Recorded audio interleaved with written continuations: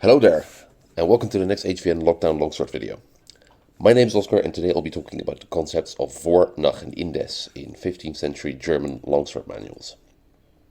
Now, the concepts of Vor, Nach and Indes are very central to the art of longsword fencing, but at the same time they're really difficult to truly get a grasp of if you approach them with a modern mindset. So what I'd like to do today is do two things. First, I'd like to talk a bit about the theory behind Vor, Nach and Indes, and at the same time I'd like to also show these ideas in practice by using some footage from about that Stefan and I did before the current lockdown hit. So let's get straight into it. Let's start with Vor and Nach. What are those? Well, Vor and Nach are really concepts that denote both timing and initiative at the same time. Timing, because you need a relative system of measuring time. In the medieval period, accurately measuring time was pretty impossible, so it needs to be relative. So one fencer starts their movement before the other. So one fencer starts to move before, therefore they come vor.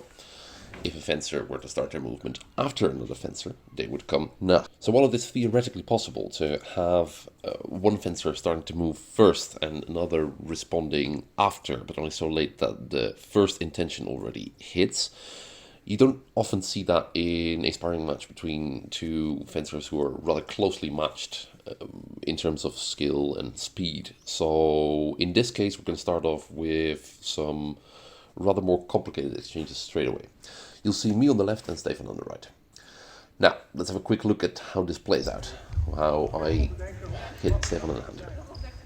Now, let's look at this in slow motion and see if we can pull apart the Vor and Nach here. So the movement starts, the first movement, when Stefan comes forward into a long point.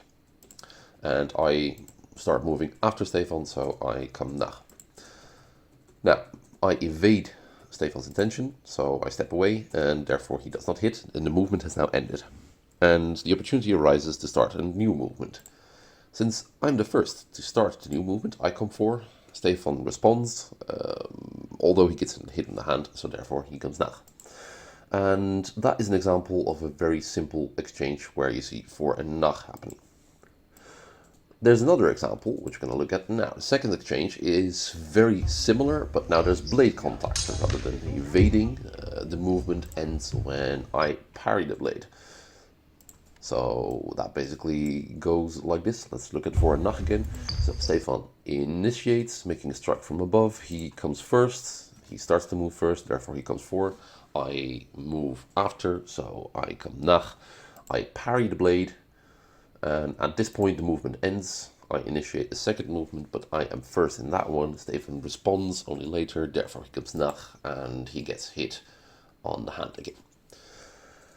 Now, these are some really simple movements where you can see Vor and Nach going back and forth, but you also have plenty of exchanges where the Vor and Nach back and forth, the parrying and riposting, so to speak, goes a lot faster and is also a bit more complicated. The important thing to keep in mind though is that they are all still separate movements with a beginning and an end. So one person starts to move, the other starts to move after, and as soon as the blades clash or someone gets hit, that movement ends and a new one can be initiated. So let's have a look at how this one plays out in slow motion. It starts with me coming first, so coming for, and presenting a long point to Stefan. He starts moving after, so he comes nach and he parries. Now, after this parry is done, there's a chance to start a new movement, and Stefan is the first to jump on that opportunity, and I have to parry, so coming nach. After that, I return the favor, so I start this new movement first, so I come vor, and Stefan has to come nach. And then finally, I wait a bit too long in the new movement. Stefan initiates first. I do not see it happening on time. I only start to come nach way too late, so therefore he gets me in hand. You know, a very nice exchange. So now I've talked about Vor and Nach. But what then is Indes? Well, that's not really an easy question to answer, and I don't think I'll have the definitive word on that right now. But my working theory is this. In order for us to be able to speak of Indes, two conditions need to be met, pretty much. First, it needs to be an attack, that is happening at the same time as your opponent's intention. And secondly, you need to be able to counter your opponent's intention. So if they are attacking you, you need to be able to parry whilst also attacking them. And if they are defending, you need to be going to the next step, attacking another opening. If these two conditions are met, then we can say that someone is working Indes. So let's look at a couple of examples to make that perhaps a bit more visually clear. So this first example is a play where Stefan on the right will initiate an attack and I will respond Indes by pretty much both defending against his attack and launching an attack of my own at the same time. Let's have a look at that in slow motion. So pretty much what is happening is that Stefan prepares to make a strike from above. He launches the strike from above, therefore comes 4. I pretty much at the same time working Indes with an absetzen, and in that way I can basically get my point online and finish the exchange. Now that is very simple. It's also possible to work Indes if you're the one initiating an exchange, as we can see here. Now, the advantage of this really is that you can keep running circles around an opponent by constantly being one step ahead of them. Let's have a look at what we can see on slow motion. Here, me on the left starts the exchange, coming 4, presenting the long point towards Stefan. He moves away, Nach, by evading and trying to parry the point here. As soon as I become aware of that, I start to work Indes. So while he is still conducting his parry, performing his intention, I already start moving towards the next target, which is going to be his side there. And just like that, the exchange ends, and we've seen another example of Indes. So that last exchange is a very nice example of what it looks like when someone uses Indes to stay one step ahead of their opponent. However, in practice, you'll find that such exchanges often go on quite a bit longer and are quite a bit more complicated as well, as we can see in this one example here.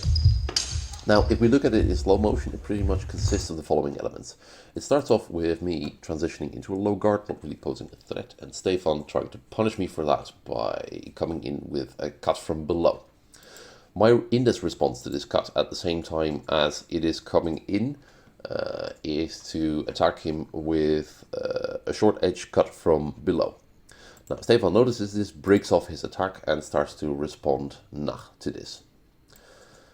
What happens next is that I notice Stefan's intention to parry my cut, and therefore I continue my Indes movement to try and hit Stefan on the head with a Zwerchhau to his right side.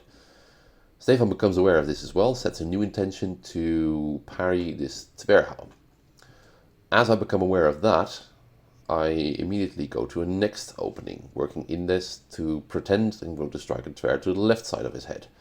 As he becomes aware of that and sets the intention to parry that, I immediately strike back to the right side of his head.